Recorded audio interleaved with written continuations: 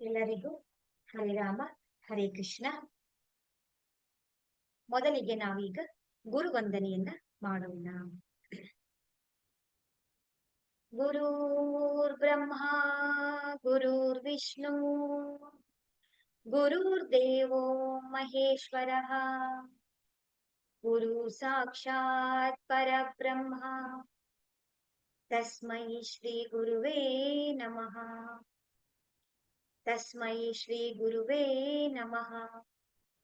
ತಸ್ಮೈ ಶ್ರೀ ಗುರುವೇ ನಮಃ. ರೇಖಿ ಮಾತೆಗೆ ಧನ್ಯವಾದಗಳು. ಬ್ರಹ್ಮ ವಿಷ್ಣು ಮಹೇಶ್ವರಿಗೆ ಧನ್ಯವಾದಗಳು. ನವ ದುರ್ಗಿಯರಿಗೆ ಧನ್ಯವಾದಗಳು. ನಮ್ಮ ನಿಮ್ಮೆಲ್ಲರ ತಂದೆ ತಾಯಿಯರಿಗೆ, ಪರಿವಾರದವರಿಗೆ, ಕುಲದೇವತೆ ಕುಲದೇವರುಗಳಿಗೆ ಧನ್ಯವಾದಗಳು. ಎಲ್ಲ ಗುರುಗಳಿಗೆ, ಸದ್ಗುರುಗಳಿಗೆ, ಋಷಿ ಮುನಿಗಳಿಗೆ, ಸಾಧು ಸಂತರಿಗೆ ಧನ್ಯವಾದಗಳು. ಬ್ರಹ್ಮಾಂಡದಲ್ಲಿರುವಂತಹ ದಿವ್ಯ ಶಕ್ತಿಗಳಿಗೆ ಹಾಗೂ ನಮ್ಮ ಜೊತೆಯಲ್ಲಿರುವಂತಹ ದಿವ್ಯ ಶಕ್ತಿಗಳಿಗೆ ಧನ್ಯವಾದಗಳು.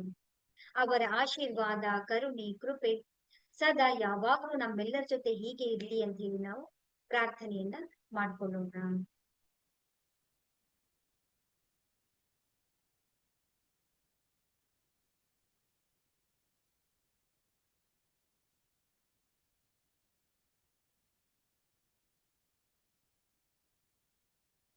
ಹರೇ ರಾಮ ಹರೇ ಕೃಷ್ಣ. ಸೊ ನಾವೆಲ್ಲರೂ ಕೂಡ ರೇಖಿ ಲೆವೆಲ್ 1-2 ಕ್ಲಾಸ್ಗೆ ನಾವು ಇವತ್ತು ಮೊದಲನೇ ದಿನದಿಂದ ನಾವು ಪ್ರಾರಂಭವನ್ನ ಮಾಡ್ತಾ ಇದ್ದೀವಿ. ಸೊ ತುಂಬಾ ಜನರಿಗೆ ರೇಖಿ ಅಂತಂದ್ರೆ ಏನು, ಆ ರೇಖಿಯಿಂದ ನಮ್ಗೆ ಎಷ್ಟು ಅನುಗ್ರಹ ಸಿಗುತ್ತೆ, ಈ ರೇಖಿ ಅನ್ನೋ ಒಂದು ವಿದ್ಯೆ ಇದೆಯಾ ಅನ್ನೋದೇ ತುಂಬಾ ಜನರಿಗೆ ಗೊತ್ತೇ ಇರಲ್ಲ. ಈ ಒಂದು ವಿದ್ಯೆಯಿಂದ ನಾವ್ ಏನೆಲ್ಲ ಅನುಗ್ರಹವನ್ನ ಪಡ್ಕೊಳ್ಬಹುದು, ನಮ್ಮ ಸಂಕಲ್ಪಗಳೆಲ್ಲ ನಾವು ಸಿದ್ಧಿ ಮಾಡ್ಕೊಳ್ಬಹುದಾ, ನಮ್ಮ ಆರೋಗ್ಯವನ್ನ ಸರಿ ಮಾಡ್ಕೊಳ್ಬಹುದಾ, ಮಾನಸಿಕವಾಗಿರುವಂತ ಸಮಸ್ಯೆಗಳು, ಭಾವನಾತ್ಮಕವಾಗಿರುವಂತ ಸಮಸ್ಯೆಗಳಾಗಿರ್ಬಹುದು, ಶಾರೀರಿಕವಾಗಿರುವಂತ ಸಮಸ್ಯೆಗಳಾಗಿರ್ಬಹುದು, ಹಣಕಾಸಿನಲ್ಲಿ ನಾವು ಸಮಸ್ಯೆಗಳನ್ನ ಫೇಸ್ ಮಾಡ್ತಾ ಇದ್ದೀವಿ, ನಮ್ಮ ಬಾಂಧವ್ಯಗಳಲ್ಲಿ ನಾವು ಸಮಸ್ಯೆಗಳನ್ನ ಫೇಸ್ ಮಾಡ್ತಾ ಇದ್ದೀವಿ, ಹಾಗೆ ನಮ್ಮ ಕೆಲಸಗಳಲ್ಲಿ, ನಮ್ಮ ವೃತ್ತಿ ಜೀವನದಲ್ಲಿ ಸಕ್ಸಸ್ ಅನ್ನ ಪಡ್ಕೊಳ್ಬೇಕು, ಗೆಲುವನ್ನ ಪಡ್ಕೊಳ್ಬೇಕು, ಇದ್ರಲ್ಲೆಲ್ಲನೂ ಕೂಡ ನಾವು ಚಾಲೆಂಜಸ್ ಗಳನ್ನ ಫೇಸ್ ಮಾಡ್ತಾ ಇದ್ದೀವಿ. ಆದ್ರೆ ಈ ಒಂದು ಪ್ರಾಚೀನವಾದಂತಹ ನಮ್ಮದೇ ಆದಂತ ವಿದ್ಯೆ ಇದೆ ಅನ್ನೋದು ತುಂಬಾ ಜನರಿಗೆ ಅರಿವಿಲ್ಲ. ನೀವೇ ಏನ್ ಮಾಡ್ತಾರೆ, ಇಲ್ಲಿ ಸ್ವಲ್ಪ ದಿನ ಕೇಳ್ತೀರಾ, ಅಲ್ಲಿ ಸ್ವಲ್ಪ ದಿನ ಕೇಳ್ತೀರಾ, ಆಮೇಲೆ ಕಾಣಿ ಆಗ್ಬಿಡ್ತಾರೆ. ಕೆಲವರೆಲ್ಲ ಏನು ಅಂತ ಹೇಳಿದ್ರೆ ಎಲ್ಲನೂ ಫ್ರೀ ಬೇಕು ಅಂತ ಹೇಳಿ, ಎಲ್ಲವನ್ನು ಎಲ್ಲಿ ಉಚಿತವಾಗಿ ಕೊಡೋದಿಕ್ಕಾಗತ್ತೆ, ಹೌದಲ್ವಾ? ಇರ್ಲಿ. ಆದ್ರೆ ಈಗೆಲ್ಲ ಸಮಸ್ಯೆಗಳಿಗೂ ಪರಿಹಾರ ಇದೆಯಾ, ಕಂಡ್ಕೊಳ್ಬಹುದಾ? ಸಮಸ್ಯೆಗಳು ಇದೆ ಅಂತ ಹೇಳಿದ್ರೆ ಅದಕ್ಕೆ ಒಂದು ಪರಿಹಾರ ಇದ್ದೇ ಇರುತ್ತೆ ಅಲ್ವಾ, ಇರ್ಲೇಬೇಕಾಗತ್ತೆ. ಪಾಸಿಟಿವ್ ಇದೆ ಅಂತ ಹೇಳಿದ್ಮೇಲೆ ನೆಗೆಟಿವ್ ಇರುತ್ತೆ, ಹೌದಲ್ವಾ? ಒಳ್ಳೆಯವರು ಇದ್ದಾರೆ ಅಂತ ಹೇಳಿದ್ಮೇಲೆ ಕೆಟ್ಟದ್ದು ಇರುತ್ತೆ. ಆದ್ರೆ ನಮಗೇನ್ ಬೇಕು, ನಮಗೇನ್ ಪಡ್ಕೊಳ್ಳೋದಕ್ಕೆ ನಮಗೆ ಗುರಿ ಇದೆಯಾ, ನಮ್ಗೆ ಲಕ್ಷ್ಯ ಇದೆಯಾ, ನಮ್ಗೆ ಒಂದು ಕ್ಲಾರಿಟಿ ಇದೆಯಾ ಅಂತ ನಾವು ತಿಳ್ಕೊಳ್ಬೇಕಾಗತ್ತೆ.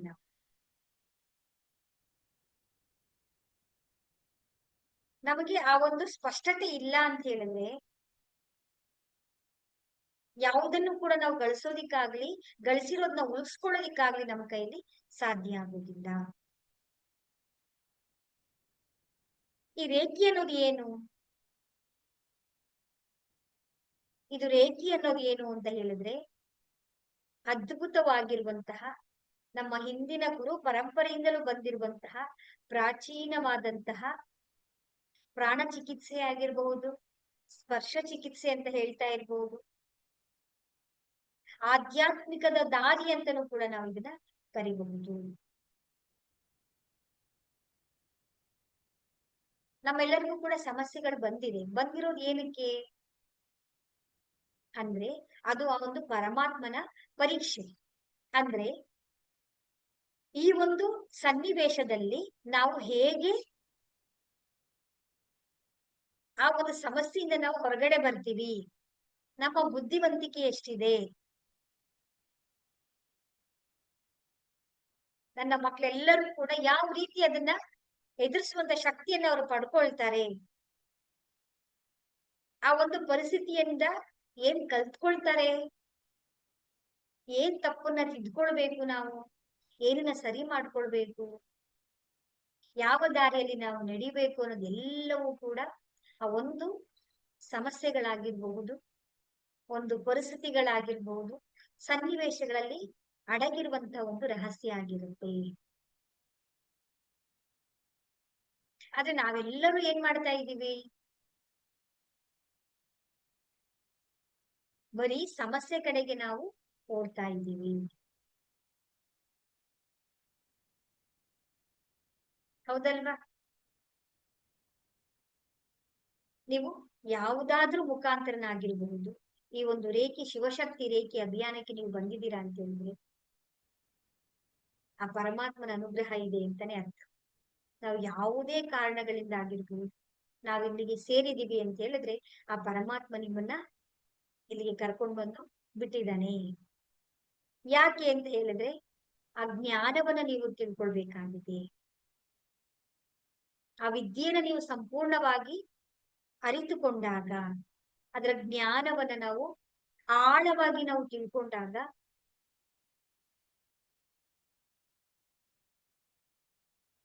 ನಮ್ಮ ಎಲ್ಲ ಚಾಲೆಂಜಸ್ ಗಳಾಗಿರ್ಬಹುದು, ನಾವು ಏನ್ ಫೇಸ್ ಮಾಡ್ತಾ ಇದೀವೋ ನಮ್ಮ ದೃಷ್ಟಿಕೋನ ಬದಲಾವಣೆ ಆಗುತ್ತೆ,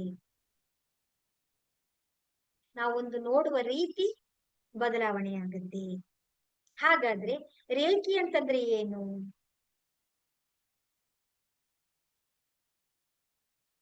ರೇಖಿನ ಎಲ್ಲರೂ ಕಲಿಬಹುದಾ? ಕ್ವಶನ್ಸ್.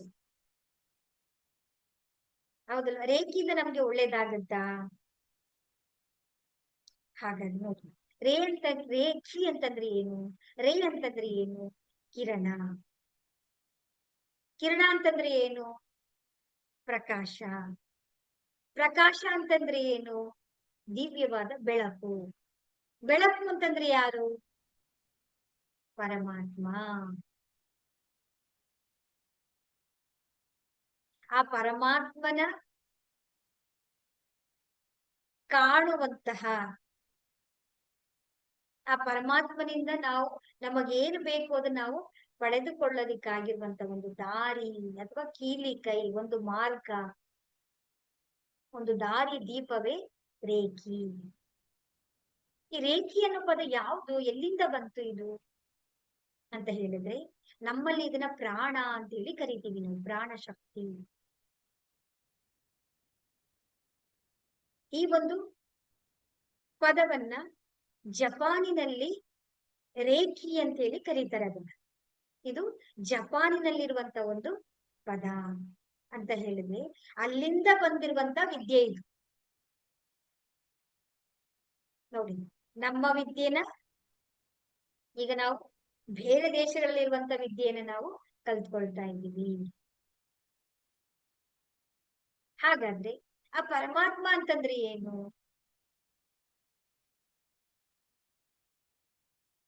ಪರಮಾತ್ಮ ಅಂತಂದ್ರೆ ಏನು? ಸರ್ವವ್ಯಾಪಿ, ಸರ್ವಶಕ್ತಿ. ಕಣ ಕಣದಲ್ಲೂ ಕೂಡ ಪರಮಾತ್ಮ ಇದ್ದಾನೆ. ಈ ಎಲ್ಲ ಸೃಷ್ಟಿಗಳನ್ನ, ಇಡೀ ಬ್ರಹ್ಮಾಂಡದಲ್ಲಿರುವಂತ ಎಲ್ಲ ಸೃಷ್ಟಿಗಳನ್ನ ಸೃಷ್ಟಿಸಿರುವಂತಹ ಯಾವುದಾದ್ರೂ ಒಂದು ಚೈತನ್ಯ ಶಕ್ತಿ ಇದೆ ಅಲ್ವಾ? ಯಾವುದೋ ಒಂದು ಕಾಣದ ಶಕ್ತಿ ನಮ್ಮೆಲ್ಲರನ್ನು ಕೂಡ ಪ್ರೊಟೆಕ್ಷನ್ ಮಾಡ್ತಾ ಇದೆ ಅಲ್ವಾ? ಅದಕ್ಕೆ ನಾವು ಒಂದೊಂದು ಹೆಸರುಗಳು ಕೊಟ್ಕೊಂಡಿರ್ಬಹುದು. ನಾವು ಕೆಲವರು ಅಲ್ಲ ಅಂತ ಹೇಳ್ಬೋದು, ಯೇಸು ಅಂತ ಹೇಳ್ಬೋದು, ಕೃಷ್ಣ ಅಂತ ಹೇಳ್ಬೋದು, ರಾಮ ಅಂತ ಕರಿಬಹುದು ನಾವು. ಜೀಸಸ್ ಅಂತ ಹೇಳ್ಬೋದು, ಗೌತಮ ಬುದ್ಧ ಅಂತ ಹೇಳ್ಬೋದು, ಗುರುನಾನಕ್ ಅಂತ ಹೇಳ್ಬೋದು. ಆದ್ರೆ ಆ ಎಲ್ಲ ಒಂದು ದಿವ್ಯವಾದಂತ ಪರಮ ಅದ್ಭುತವಾದಂತ ಶಕ್ತಿ ಇರುವಂತ ಚೈತನ್ಯವನ್ನ ನಾವು ಪರಮಾತ್ಮ ಅಂತ ಹೇಳಿ ನಾವು ಕರಿತೀವಿ. ಹೌದಲ್ಲ? ಆ ಪರಮಾತ್ಮನ ಹತ್ರ ನಾವು ನಿಜವಾಗ್ಲು ನಾವು ಪ್ರಾರ್ಥನೆಯನ್ನ ಮಾಡಿದಾಗ ಎಲ್ಲರ ಪ್ರಾರ್ಥನೆಗಳು ಪರಮಾತ್ಮನಿಗೆ ಕೇಳಿಸ್ತಾ ಇದೆಯಾ? ಕೇಳಿಸ್ತಾ ಇದೆ ಅಂತ ಹೇಳಿದ್ರೆ ನಮಗೆ ರಿಸಲ್ಟ್ ಬರ್ಬೇಕಿತ್ತಲ್ವಾ ಅಂತ ಹೇಳಿದ್ರೆ ನಾವು ಪ್ರಾರ್ಥನೆ ಮಾಡುವ ವಿಧಾನವೇ ನಮ್ಗೆ ಗೊತ್ತಾಗ್ತಾ ಇಲ್ಲ. ಕೆಲವರು ಮಾತ್ರ ಸಕ್ಸಸ್ ಆಗ್ತಾ ಇದೆ, ಕೆಲವರು ಮಾತ್ರ ಅದನ್ನ ಪಡ್ಕೊಳ್ತಾ ಇದ್ದಾರೆ, ಇನ್ನು ಕೆಲವರೆಲ್ಲರೂ ಯಾಕೆ ಪಡ್ಕೊಳ್ತಾ ಇಲ್ಲ ಅಂತ ಹೇಳಿದ್ರೆ ನಮಗೆ ಆ ಪರಮ ತತ್ವದೊಂದಿಗೆ ಆ ದಿವ್ಯ ಚೈತನ್ಯದೊಂದಿಗೆ ನಮಗೆ ಬೇಕಾಗಿರುವಂತ ಪ್ರಾರ್ಥನೆಯನ್ನ ನಮ್ಗೆ ಕೇಳ್ಕೊಳ್ಳೋದಿಕ್ಕೆ ನಮ್ಗೆ ಬರ್ತಾ ಇಲ್ಲ. ಅದನ್ನ ನಾವು ಕಲ್ತ್ಕೊಳ್ಬೇಕಾಗತ್ತೆ ನಮಗೆ. ಹಾಗಾದ್ರೆ ಯಾರೆಲ್ಲ ಕಲಿಬಹುದು ಈ ರೇಖಿ ವಿದ್ಯೆಯನ್ನ? ನಾ ಹೇಳೋ ಭಾಷೆ, ನಾ ಹೇಳೋ ಮಾತು ಯಾರಿಗೆಲ್ಲ ಅರ್ಥ ಆಗುತ್ತೋ ಅವ್ರೆಲ್ಲರೂ ಕೂಡ ಕಲಿಬಹುದಾಗಿದೆ.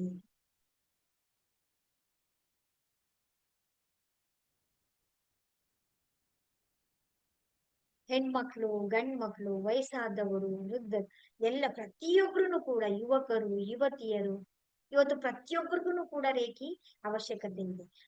ನಾವೆಲ್ಲ ಏನ್ ಹೇಳ್ತೀವಿ, ನಮ್ಮ ಸಂಸ್ಥೆ ಮುಖ ನಾವ್ ಏನಂತ ಹೇಳೋದಂದ್ರೆ ಮನೆಯಲ್ಲೂ ರೇಖಿ ಇರ್ಬೇಕು ಅಂತ ಹೇಳಿ. ನಮ್ಮ ಗುರಿ ಇರೋದು ಏನು ಗೊತ್ತಾ? ನಮ್ಮ ಅಭಿಯಾನ ಇರೋದೇ ಮನೆಯಲ್ಲೂ ರೇಖಿ ವಿದ್ಯೆಯನ್ನ ಕಲಿಬೇಕು ಅಂತ. ಯಾಕೆ? ಇವಾಗ ಪ್ರತಿಯೊಬ್ಬರು ಮನೆಯಲ್ಲೂ ಏನಿದೆ ಹೇಳಿ? ಪ್ರತಿಯೊಬ್ಬರು ಮನೆಯಲ್ಲೂ ಒತ್ತಡ ಇದೆ, ಪ್ರತಿಯೊಬ್ಬರ ಮನೆಯಲ್ಲೂ ಕೂಡ ಕೋಪ ಇದೆ, ಚಿಂತೆ ಇದೆ, ಹಣಕಾಸಿನ ಸಮಸ್ಯೆಗಳಿಂದ ಒದ್ದಾಡ್ತಾ ಇದ್ದಾರೆ. ವಿದ್ಯಾಭ್ಯಾಸದಲ್ಲಿ ನಾವು ಸಕ್ಸಸ್ ಕಾಣ್ಬೇಕು ಅಂತ ಒದ್ದಾಡ್ತಾ ಇದ್ದಾರೆ. ನಮ್ಮ ಕರಿಯರ್ ಅಲ್ಲಿ, ವೃತ್ತಿ ಜೀವನದಲ್ಲಿ ನಾವು ಯಶಸ್ಸನ್ನ ಗಳಿಸ್ಬೇಕು ಅಂತ ಒದ್ದಾಡ್ತಾ ಇದ್ದಾರೆ. ಹೌದಲ್ವಾ? ಇವತ್ತು ಕಾಂಪಿಟೇಷನ್ ಎಷ್ಟಿದೆ, ಇವತ್ತು ಸ್ಪರ್ಧಾ ಎಲ್ಲಾ ಕ್ಷೇತ್ರಗಳಲ್ಲೂ ಕೂಡ ಇವತ್ತು ಸ್ಪರ್ಧೆ ಎಷ್ಟಿದೆ, ಎಷ್ಟು ಒತ್ತಡಗಳಿದೆ ಅಲ್ವಾ? ಅವೆಲ್ಲವನ್ನು ನಾವು ಗ್ರಹಿಸಿ ನಮ್ಮ ಗುರಿಯ ಕಡೆಗೆ ನಾವು ಸಾಗ್ಬೇಕಾಗತ್ತೆ. ಅದಕ್ಕಿರುವ ದಾರಿ ಯಾವುದು ಅಂತ ಹೇಳಿದ್ರೆ ಇದೆ ಧ್ಯಾನ. ಆ ಧ್ಯಾನವನ್ನ ಕಲಿಯೋದು ಎಲ್ಲಿಂದ? ನಾವು ಈ ರೇಖೆಯ ಮುಖಾಂತರ ನಾವು ಧ್ಯಾನವನ್ನು ಕೂಡ ನಾವು ಕಲಿತಾ ಬರ್ತೀವಿ.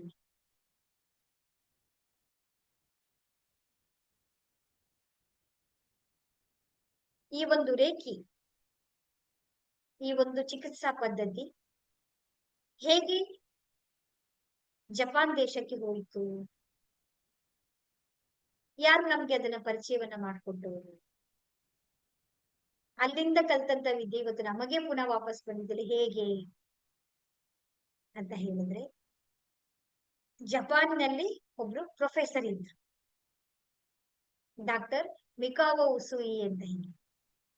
ಅವರು ಟೀಚಿಂಗ್ ಅನ್ನ ಮಾಡ್ತಾ ಇರ್ತಾರೆ ಮಕ್ಳೆಲ್ಲರಿಗೂ ಕೂಡ. ಅವರು ಟೀಚಿಂಗ್ ಅನ್ನ ಮಾಡ್ತಾ ಇರ್ಬೇಕಾದ್ರೆ ಅವರಿಗೆ ಮಕ್ಕಳೆಲ್ಲ ಪ್ರಶ್ನೆಯನ್ನ ಕೇಳ್ತಾರೆ. ಕ್ವಶನ್ಸ್ ಗಳು ಮಕ್ಕಳ ಮನಸ್ಸಲ್ಲಿ ಬರ್ತಾ ಇರುತ್ತೆ ಅಲ್ವಾ, ಕೇಳ್ತಾರೆ ಅವ್ರು. ಏಸು ಇದಾರಲ್ಲ, ಅವ್ರು ಈ ತರ ಆಶೀರ್ವಾದ ಮಾಡಿದ್ರೆ ಎಲ್ಲ ಅವ್ರ ಆರೋಗ್ಯ ಎಲ್ಲ ಸರಿ ಹೋಗ್ಬಿಡುತ್ತಂತಲ್ಲ, 3 ರೊಟ್ಟಿ 30 ರೊಟ್ಟಿ ಆಗ್ಬಿಡುತ್ತಂತಲ್ಲ, ಇದೆಲ್ಲ ಇದೆಯಲ್ಲ, ಇದು ನಡೆಯುತ್ತಾ?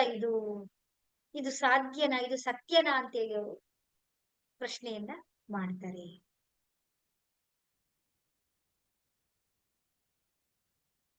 ಆಗ ಗ್ರಂಥಗಳಲ್ಲಿ, ಬೈಬಲ್ಗಳಲ್ಲಿ ಎಲ್ಲಾ ಕಡೆನೂ ಕೂಡ ಇದು ಉಲ್ಲೇಖ ಇದೆಯಲ್ಲ ಅಂತ ಹೇಳಿ ಇವರು ಮಕ್ಕಳ ಸಮಾಧಾನಕ್ಕೋಸ್ಕರ ಇದು ಸತ್ಯ ಇದೆ ಅಂತ ಹೇಳಿ ಹೇಳ್ತಾರೆ.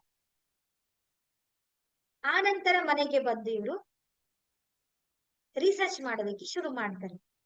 ಯಾಕೆಂದ್ರೆ ಸಮಾಧಾನ ಇಲ್ಲ ಮಕ್ಕಳಿಗೆ. ನಾನು ಹೇಳಿದ್ಮೇಲೆ ಅದು ನಿಜವಾಗಿರ್ಬೇಕು, ಅದನ್ನ ಪ್ರೂವ್ ಮಾಡ್ಬೇಕು ನಾನು ಅಂತ ಹೇಳಿ ಇವ್ರು ಅದನ್ನ ಹುಡುಕಾಟದ ಕಡೆಗೆ ಸರ್ಚ್ ಮಾಡ್ತಾರೆ, ಸಾಕ್ತಾರೆ. ಹೇಗೆ, ಎಲ್ಲಿದೆ, ಇದ್ರ ಇನ್ಫಾರ್ಮೇಶನ್ ಯಾವ ತರ, ಇದು ಸತ್ಯವಾ, ಇದು ಹೇಗೆ ಅಂತ ಹೇಳಿ ಹುಡುಕ್ತಾ ಹುಡುಕ್ತಾ ಹುಡುಕ್ತಾ ಹುಡುಕ್ತಾ ಹೋಗ್ತಾರೆ. ಎಲ್ಲೂ ಕೂಡ ಅವರಿಗೆ ಸರಿಯಾದಂತ ಮಾಹಿತಿಗಳು ಸಿಗೋದೇ ಇಲ್ಲ. ಎಷ್ಟು ರಿಸರ್ಚ್ ಮಾಡೋದಕ್ಕೆ ಹುಡುಕ್ತಾರೆ ಹುಡುಕ್ತಾರೆ ಅಂದ್ರೆ ಎಲ್ಲಾ ಕಡೆನೂ ಕೂಡ ಅವರು ತಮ್ಮ ಹಠವನ್ನ ಬಿಡೋದೇ ಇಲ್ಲ ಅವರು. ಆಗ ಬೇಸರದಿಂದ ತುಂಬಾ ಚಿಂತಾಕ್ರಾಂತರಾಗಿ ಕೂತಿದ್ದ ಸಮಯದಲ್ಲಿ ಅವರ ಗೆಳೆಯ ಬರ್ತಾರೆ, ರಾಬರ್ಟ್ ಅಂತ ಹೇಳಿ. ಆಬ್ಸಲ್ಯೂಟ್ಲಿ ನಾವೇನ್ ಮಾಡ್ತೀವಿ ಹೇಳಿ, ಗೆಳೆಯ ಬೇಜಾರಾಗಿದ್ದಾಗ ಇನ್ನೊಬ್ರು ಗೆಳೆಯ ಏನ್ ಮಾಡ್ತಾರೆ ಫ್ರೆಂಡ್ಸ್, ಏನಾಗಿದೆ, ನಿನ್ಗೆ ಏನ್ ಸಮಸ್ಯೆ, ಯಾಕೆ ಇಷ್ಟೊಂದು ಬೇಸರದಲ್ಲಿ ಇದೆಯಾ ಅಂತ ಕೇಳ್ತಾರೆ ಎಲ್ಲ. ಹಾಗೆ ಅವರು ವಿಚಾರಿಸಿದಾಗ ತಮ್ಮ ಮನೋ ವಿಕಲ್ಪಗಳನ್ನ ಉತ್ತರ ಹೇಳ್ತಾರೆ. ಅವ್ರು, ನಾನು ಈ ತರ ಪ್ರಶ್ನೆಗೆ ನನಗೆ ಎಲ್ಲೂ ಉತ್ತರ ಸಿಗ್ತಾ ಇಲ್ಲ, ಮಕ್ಕಳಿಗೆ ನಾನು ಅದ್ರ ಬಗ್ಗೆ ಇನ್ಫಾರ್ಮೇಶನ್ಸ್ ಅನ್ನ ಕೊಡಬೇಕು, ನಾನು ಅದು ಸತ್ಯನ ಇಲ್ಲ ಅಂತ ಹೇಳಿ ನನಗೆ ಒಪ್ಪಿಗೆ ಇಲ್ಲ ಅಂದ್ಮೇಲೆ ನನ್ನ ಮಕ್ಕಳಿಗೆ ಹೇಳಿದೀನಿ, ಅದ್ರ ಹೇಗೆ ನಾನು ಅದನ್ನ ಪ್ರೂವ್ ಮಾಡ್ಬೇಕು ಅಂತ ನನಗೆ ಬಹಳ ಒದ್ದಾಟ ಆಗ್ತಾ ಇದೆ ಅಂತ ಹೇಳಿ. ಆ ನಂತರ ರಾಬರ್ಟ್ ಸ್ವಲ್ಪ ಅವರು ಕೂಡ ಎಲ್ಲ ವಿಷಯಗಳನ್ನ ತಿಳಿದಂತ ವ್ಯಕ್ತಿ. ಅವರು ಭಾರತ ದೇಶದಲ್ಲಿ ಈ ಒಂದು ವಿದ್ಯೆಯ ಬಗ್ಗೆ ನಾನು ಕೇಳಿದೀನಿ, ಸ್ವಲ್ಪ ನನಗೆ ಎಲ್ಲೋ ಕೇಳಿದಂತೆ ಇದೆ, ಒಮ್ಮೆ ನೀನಲ್ಲಿ ಹೋಗಿ ವಿಚಾರಿಸಿ ಬಾ ಅಂತ ಹೇಳಿ ಹೇಳ್ತಾರೆ. ಆಗ ಅಲ್ಲಿಂದ ಎಲ್ಲಾ ಮಾಹಿತಿಗಳನ್ನ ಕಲೆಕ್ಟ್ ಮಾಡ್ಕೊಂಡು ತಿಳ್ಕೊಂಡು ನಮ್ಮ ಭಾರತ ದೇಶಕ್ಕೆ, ಈಗಿನ ವಾರಣಾಸಿಯಲ್ಲಿರುವಂತ ಕಾಶಿಗೆ ಬರ್ತಾರೆ ಅವರು. ಅಲ್ಲಿ ಬಂದು ಎಲ್ಲ ಹುಡುಕಾಟವನ್ನ ನಡೆಸಿದಾಗ ಗೌತಮ ಬುದ್ಧರು ಬರೆದಿರುವಂತಹ ಒಂದು ಪಾಳಿ ಭಾಷೆಯಲ್ಲಿರುವಂತಹ ಕಮಲ ಸೂತ್ರ, ಲೋಟಸ್ ಸೂತ್ರ ಅಂತ ಹೇಳಿ ಆ ಪುಸ್ತಕದಲ್ಲಿ ಇವರಿಗೆ ಈ ಒಂದು ಮಾಹಿತಿಗಳೆಲ್ಲವೂ ಕೂಡ ಅವರಿಗೆ ಸಿಗುತ್ತೆ.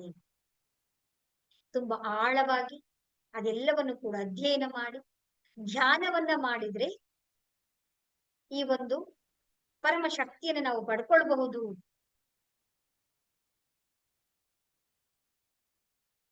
ಎಲ್ಲರಲ್ಲೂ ಕೂಡ ಈ ಒಂದು ಚಮತ್ಕಾರದ ಒಂದು ಜ್ಞಾನವನ್ನ ನಾವು ತಿಳಿಸ್ಕೊಡ್ಬಹುದು ಅನ್ನೋ ಒಂದು ಅರಿವನ್ನ ಅವರು ಉಂಟು ಮಾಡಿಕೊಂಡು ತಮ್ಮ ದೇಶಕ್ಕೆ ಮತ್ತೆ ಅಲ್ಲಿ ಹೋಗಿ ಅಭ್ಯಾಸವನ್ನ ಮಾಡ್ತಾರೆ. ಅಲ್ಲಿ ಅಭ್ಯಾಸವನ್ನ ಮಾಡಿ ಅಲ್ಲಿಂದ ನೋಡಿ ಮತ್ತೆ ಇವತ್ತು ನಮ್ಗೆ ರೇಖಿ ಅಂತ ಹೇಳಿ ರೇಖಿ ವಿದ್ಯೆಯಾಗಿ ಎಲ್ಲಾ ಕಡೆನೂ ಕೂಡ ಪ್ರಸಿದ್ಧಿಯಾಗಿ ಕೊನೆಗೆ ನಮ್ಮ ದೇಶಕ್ಕೆ ಬಂದು ಈಗ ನಾವು ಹೊಸ ವಿದ್ಯೆ ಅಂತ ಹೇಳಿ ರೇಖಿಯನ್ನು ನಾವು ಕಲಿತಾ ಇದ್ದೀವಿ.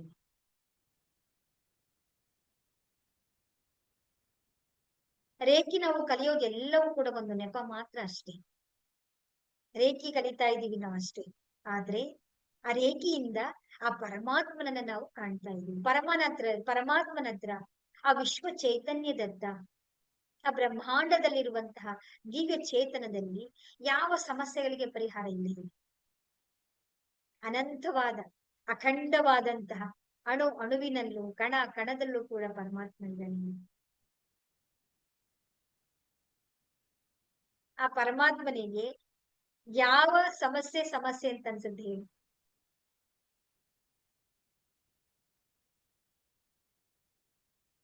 ಎಲ್ಲವನ್ನೂ ಕೊಡುವಂತ ಶಕ್ತಿ ಆ ಪರಮಾತ್ಮನಿಗೆ ಇರುತ್ತೆ.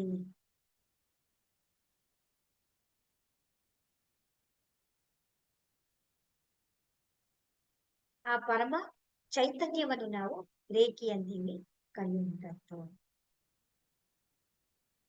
ಈ ದಿನದ ಕ್ಲಾಸ್ ಅಲ್ಲಿ ನಾವೆಲ್ಲರೂ ಕೂಡ ರೇಖಿ ಅಂತಂದ್ರೆ ಏನು, ಅದರಿಂದ ನಮ್ಮ ಸಮಸ್ಯೆಗಳೆಲ್ಲವೂ ಕೂಡ ಪರಿಹಾರ ಆಗುತ್ತಾ, ನಾನು ತುಂಬಾ ಸರಳವಾಗಿ ಎಲ್ಲರಿಗೂ ಕೂಡ ಹೇಳ್ತಾ ಇದ್ದೀನಿ. ನಿಮ್ಗೇನು ಗೊತ್ತಾ, ಉದ್ದುದ್ದವಾಗಿ ನಾವು ಪಾಠ ಮಾಡಿದ ಹಾಗೆ ಲೆಕ್ಚರ್ ಕೊಟ್ಟ ಹಾಗೆ ಹೇಳಿದ್ರೆ ಅದನ್ನ ನಾವು ಅರ್ಥನೇ ಮಾಡ್ಕೊಳಕ್ಕಾಗಲ್ಲ. ಅದನ್ನ ಅರ್ಥ ಮಾಡ್ಕೊಂಡು ನಾವು ಅದನ್ನ ಅಳವಡಿಸ್ಕೊಂಡು ನಿರಂತರವಾಗಿ ನಾವು ಅಭ್ಯಾಸವನ್ನ ಮಾಡ್ಬೇಕು ಅಂತ ಹೇಳಿದ್ರೆ, ಅರ್ಥನೇ ಆಗಿಲ್ಲ ಅಂದ್ರೆ ಏನ್ ಅಭ್ಯಾಸ ಮಾಡ್ತೀರಾ ನೀವು?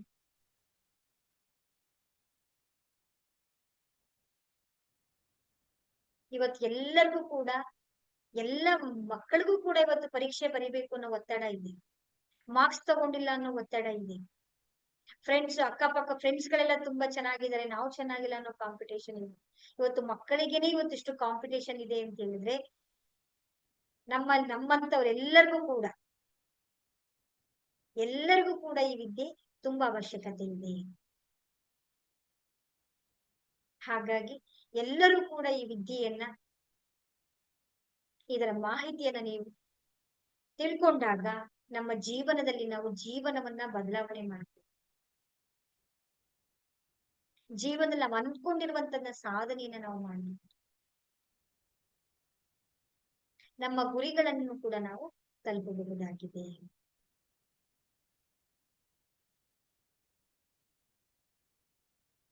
ಇದ್ರಲ್ಲಿ ಏನಾದ್ರು ಡೌಟ್ಸ್ ಇದೆಯಾ ಯಾರಿಗಾದ್ರೂ?